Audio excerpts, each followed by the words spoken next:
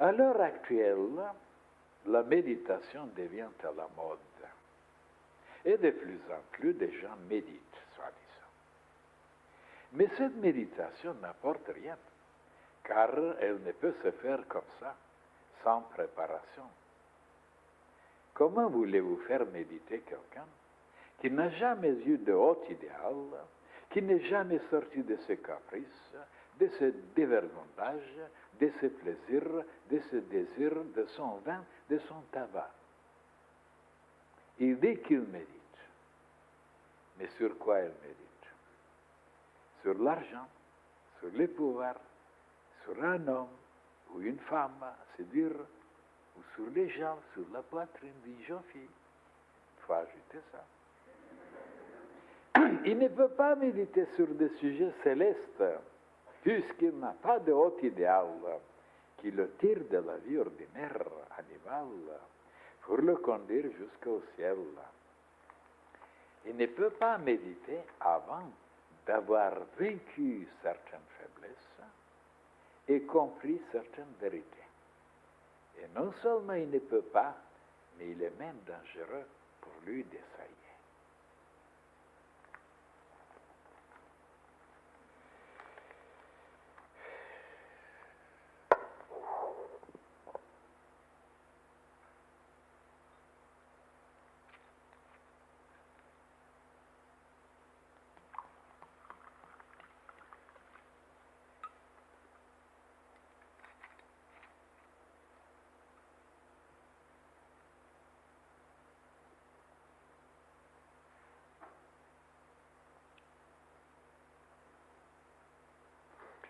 Vous ne trouvez pas, mes chers frères et sœurs, que c'est un peu bizarre, étrange, que je vous ai parlé hier, que je pense à vous parler sur la méditation. Parce qu'il n'y a pas beaucoup qui savent comment méditer, malgré qu'ils viennent depuis des années sur le rocher. Et voilà que ça tombe aujourd'hui comme ça. Oh, une pensée comme ça. Comment expliquer ça? Sûrement le monde invisible a entendu ma pensée, mais est-ce que ce n'est pas le monde visible plutôt? Enfin, il ne faut pas se casser la tête pour chercher. C'est comme ça, c'est comme ça. Mais moi, je n'ai pas demandé quelqu'un de me fournir une page pareille. C'est une coïncidence? Non, plutôt c'est le hasard. Parce que c'est le hasard qui explique tout. Souvenez-vous de Jacques Monod, qui a pris le prix Nobel justement parce qu'il a tout basé sur le hasard. Vous voyez comment ils sont les humains. Ils donnent le prix de Nobel à des choses pareilles. Alors, qu'est-ce que ça veut dire maintenant la méditation?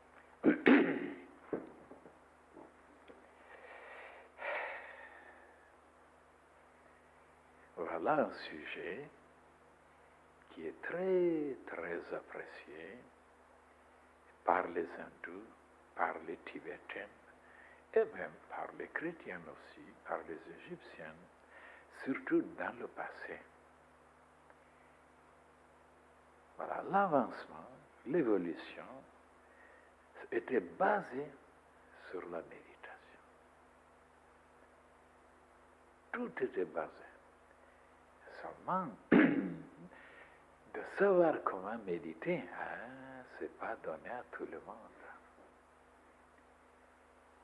Qu'est-ce que c'est le mot méditer? Mais c'est plutôt juger, raisonner, tergiverser, penser, se concentrer sur un problème, sur un sujet, sur certains embêtements, sur certains ennuis. Voilà. Et quand on pose la question à quelqu'un, qu'est-ce que tu fais? Je médite. Alors la méditation, la vraie méditation, c'est pas ça. On est habitué à penser que de méditer, c'est de penser à résoudre certains problèmes, réfléchir, trouver, n'est-ce pas, l'origine, la cause, etc., ou les conséquences. Ce n'est pas encore la méditation. Souvenez-vous, pour éclaircir maintenant ce sujet, et pour vous aider, je veux vous révéler certaines choses.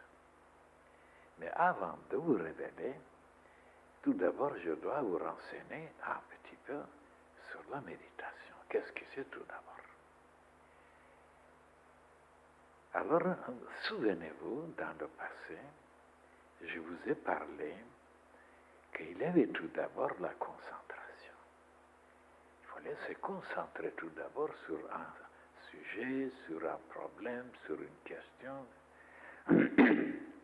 Et après, à réfléchir, méditer, raisonner, s'analyser, faire des synthèses.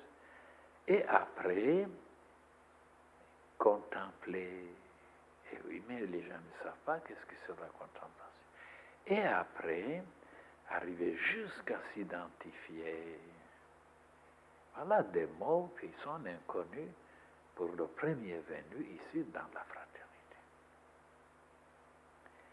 Et ce qui est très difficile ici chez nous, c'est quand il y a des gens qui viennent pour la première fois, qui n'ont pas lu des livres, qui ne savent pas ce qui se passe, et qui sont habitués à un langage, à une compréhension des sujets qui sont dans le monde, sur des sujets administratifs, économiques, politiques, pécuniaires, tout ça, des choses académiques. On est habitué à un langage, à un style, et qui n'est pas tout à fait ici chez nous. C'est pourquoi on ne peut pas s'acclimater, s'adapter, se synchroniser avec la façon dont nous présentons les choses. Il faut du temps pour s'adapter. Parce que le premier jour, on est désaxé, on est désorienté, on est perturbé. On dit, mais qu'est-ce que c'est ce charabia? Parce que notre point de vue, notre vision du monde, notre façon de voir les choses est tellement différente de celui du monde. Et pour se rendre compte sur les avantages ou les désavantages, sur l'utilité ou l'inutilité, il faut venir plusieurs fois. Autrement, on ne nous comprendra pas. C'est dommage. Et même il y a des personnes qui me disent ça. Quand ils viennent ici, tout d'abord, ils sont habitués de se tenir comme les gens dans le monde. Et comment les gens se tenir dans le monde? Il faut être sérieux, il faut être grave, il faut être froid, glacé, renfermé, cristallisé, pour passer pour quelqu'un de formidable. Si vous êtes animé, si vous êtes plein d'amour, si vous êtes gai, oh là là, on vous classe très trop bas. Et alors, qu'est-ce qu'on pratique, qu'est-ce qu'on encourage?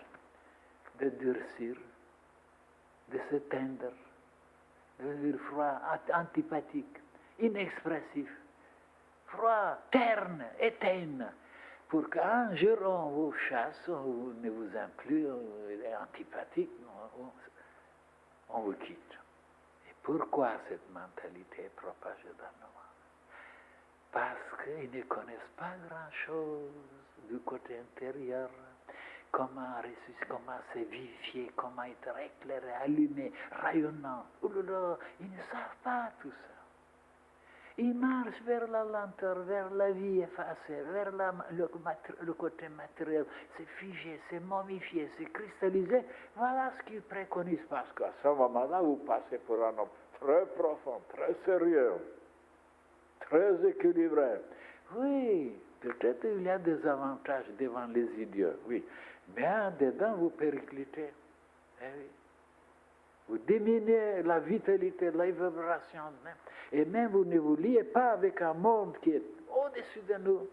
pour se brancher, pour puiser, pour recevoir, pour comprendre. Et alors, c'est la catastrophe à la fin. Tous périclitent.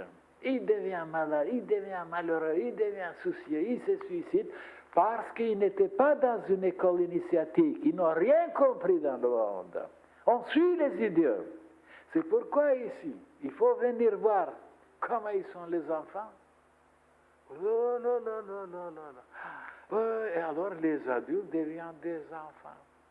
Comme les enfants, vivants, expressifs, beaux, rayonnants, pleins d'amour. Et pourquoi? Oh, parce qu'il est dit quelque part dans les évangiles. Jésus a dit, si vous ne devenez pas comme ces enfants, vous ne rentrerez pas dans le royaume de Dieu. Et les chrétiens n'ont rien compris depuis 2000 ans. Qu'est-ce que ça veut dire? Ils l'interprètent de leur façon. Parce qu'ils sont purs, parce qu'ils sont innocents, parce qu'ils sont ceci, cela. Pas du tout. Pas du tout. La pensée de Dieu n'était pas ça.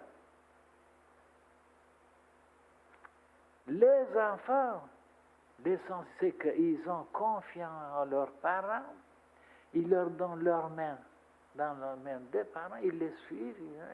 Et alors, de cette façon, ils sont protégés, ils sont lavés, ils sont nourris, ils sont habillés, ils sont aimés.